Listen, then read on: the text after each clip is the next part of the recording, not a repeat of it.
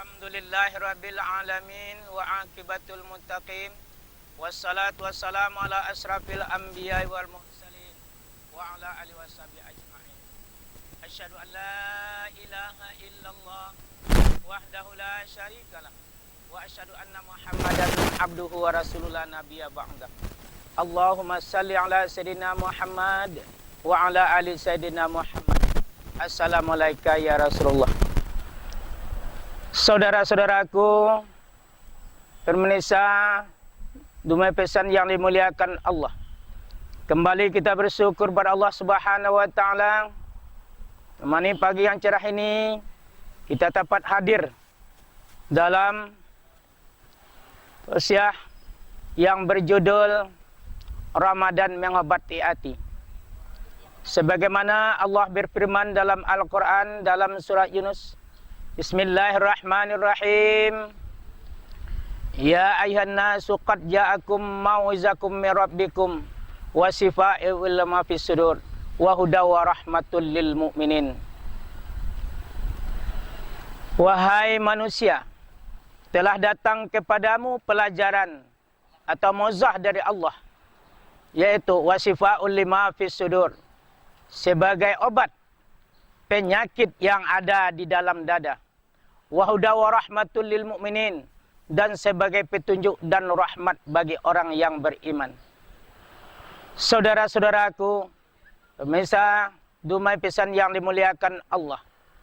Kalau kita berbicara tentang penyakit hati, tentunya kita kembali muhasabah kepada diri kita. Dalam menjalankan kehidupan ini, bermacam permasalahan. Karena kita jauh daripada Al-Quran. Karena Al-Quranlah yang bisa untuk mengobati hati kita. Kalaulah kita sekadar membaca, tapi kita tidak memahami isi kandung Al-Quran, tentunya kita tidak akan tahu apa yang terjadi pada diri kita. Saudara-saudaraku, pemirsa Dumai Pesan yang dimuliakan Allah. Kita kembali ingat bagaimana kisah Umar bin Khattab. Orang yang keras, orang yang sadis, bahkan anak kandungnya dibunuhnya. Saudara-saudaraku, sewaktu adiknya masuk Islam, bukan main marahnya Umar bin Khattab sehingga akan menunuskan pedang kepada adiknya. Lalu adik dicarinya. Setelah dia berjumpa dengan adiknya, lalu adiknya ditamparnya, lalu adik iparnya ditamparnya. Tapi mereka tidak berbicara, saudara-saudara. Lalu adiknya melanjutkan membaca Al-Quran. Lalu Umar bertanya kepada adiknya, apa yang kau baca itu? Inilah petunjuk dari Allah, bang. Ini Al-Quran sebagai pengobat penyakit hati yang ada di dalam dada. Saudara-saudaraku, pemirsa Dumai Pesan yang dimuliakan Allah. Kalaulah kita mengingat Umar bin Khattab setelah mendengar tekan ada adiknya, lalu Umar bin Khattab bertanya kepada adiknya, wahai adikku, di mana Rasulullah? Tunjukkan kepada saya di mana Rasulullah. Lalu Fatimah semulanya tidak mau memberikan tahu kepada abangnya, tapi dilihatnya abangnya sudah ada titik kemarahannya. Lalu Fatimah memberitahukan kepada Umar. Lalu Umar menemui Rasulullah SAW. Sampai bertemu Rasulullah, di Umar berdiri. Lalu para sahabat berdiri. Rasulullah SAW beritahukan, wahai sahabatku, tidak perlu berdiri. Karena kedatangan Umar ini adalah kedatangan yang baik, saudara-saudaraku. Silakan Umar. Lalu Umar mengucapkan, wahai Rasulullah, selama ini aku selalu melakukan di dalam dakwahmu, Rasulullah. Selalu mengganggu dalam dakwahmu, mengembangkan Islam di permukaan bumi ini. Rupanya ajaran engkaulah yang benar-benar ya Rasulullah. Sekarang tolong syahadatkan aku ya Rasulullah. Lalu Umar berpelukan dengan Rasulullah. Saudara-saudaraku, apa yang harus kita ambil hikmah dalam ini, saudara-saudaraku? Kalaulah kita yang pertama sekali berusahalah menanamkan bibit iman di dalam ladang hati kita. Tentunya kalau kita menanamkan bibit iman di dalam hati kita, kita cari bibit yang unggul, saudara-saudaraku. Lalu kita tanam, kita pelihara, kita beri pupuk, saudara-saudaraku.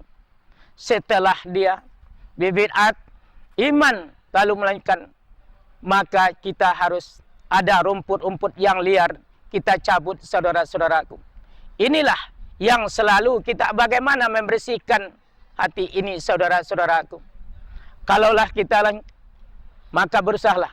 Setelah bibit iman tumbuh di dalam hati kita, lalu kita pagar, saudara-saudaraku, dengan kalimat La ilaha illallah Muhammadur Rasulullah.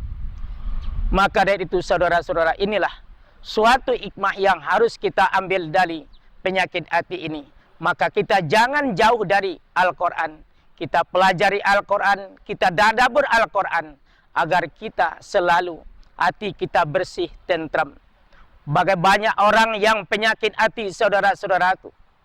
Apabila saudara dia tidak merasa senang, saudara-saudaraku, maka sewaktu saudaranya membeli mobil, dia masuk rumah sakit. Saudaranya membeli kulkas, dia merasa kedinginkan. Saudaranya membeli Honda, dia merasa demam panas. Inilah orang yang penyakit hati. Karena orang yang penyakit ini, apa yang ada pada saudaranya, dia tidak merasa senang. Dia gembira apabila saudaranya tidak punya. Tapi apabila saudaranya punya, dia merasa sakit hati. Inilah yang harus kita jauhkan, saudara-saudaraku. Maka dari itu, sebagai kunci dari tasawuf ini, saudaraku, mari kita kembali kepada Al-Quran. Karena Al-Quran sebagai rujukan bagi kita, saudara-saudaraku. Kalaulah kita jauh daripada Al-Quran, tentunya hati tidak menjadi tentram. Hati tidak merasa tenang, saudara-saudaraku. Maka dari itu, marilah sama-sama kita tingkatkan iman dan takwa kita kepada Allah Subhanahu wa Ta'ala. Mari Ramadan pada tahun ini, saudara-saudaraku, kita sisihkan diri kita sebagai penghobat hati yang ada pada diri kita. Saudara-saudaraku, pemirsa Dumai Pesan yang dimuliakan Allah, marilah kita sama-sama untuk muhasabah kepada diri kita masing-masing, agar kita kembali kepada Al-Quran dan Sunnatullah. Karena inilah sebagai rujukan, sebagai pedoman hidup kita. Kalau hidup tidak punya pedoman, saudara-saudara, tentunya kita akan tersesat di jalan. Maka inilah sebagai pembersih hati kita. Mudah-mudahan dalam tausiah singkat ini, saudaraku, ada manfaatnya bagi kita semua. Terlebih bagi saya menyampaikan, fa'tabiru ya ulil absar la'allakum turhamun. Akhiru kalam, wabillahi taufiq walhidayah. Assalamualaikum warahmatullahi wabarakatuh.